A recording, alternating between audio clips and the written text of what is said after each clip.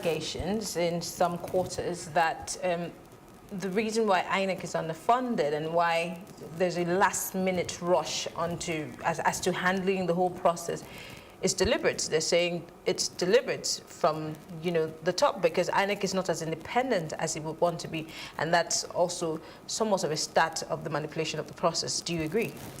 I don't like to live on rumors, so I will shoot that down. I will shoot that down immediately. Like I said, a lot of stakeholders should take responsibility for some of the lapses we have today. Our own organization, CVL, we went on roadshow in Lagos. We did a walk from Victoria Land to Obalende, simply to sensitize the public on the need to register for the election and make sure they obtain their PVC. We challenge other stakeholders, particularly civil society organizations, to do the same across the country. We took our campaign to Abuja, we visited INEC, we visited the National Orientation Agency, we visited quite a lot of stakeholders on the government side on the high public expectation of their role and output concerning 2019 elections, that we cannot afford to get this one wrong at this time.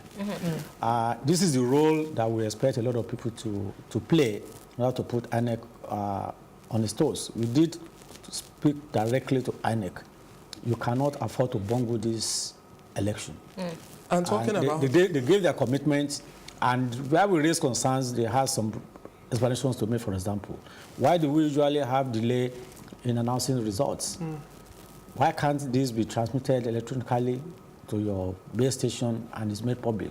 But said the electoral law still stipulates that it has to be done manually. Any decision contrary to that legal provision is a contravention of the electoral process. That we all should have been at the National Assembly to have made the call. A strong, passionate appeal for electoral law to have been amended to allow electronic platform transmission. We didn't do that. But that so would we are have still gotten presidential assent, and if the president decides, well, I'm not appending the signature to that, then it still remains a bill. Our society will have made our move and our positions known. And the weighty voice behind that position will have probably influenced the president. So you think we didn't push enough to get that bill signed?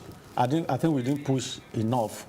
And from my experience on the field when we were doing sensitization, we saw that political parties too were lacking in really sensitizing and educating their members on what the electoral process should be. How should the party elections, primaries should be conducted. This was very lacking. It was coming damn too late. Many of the parties had their conventions and primaries only in September, October. 3-4 months to the election, which is totally inadequate to allow the public to scrutinize the list that presented to us to vote for.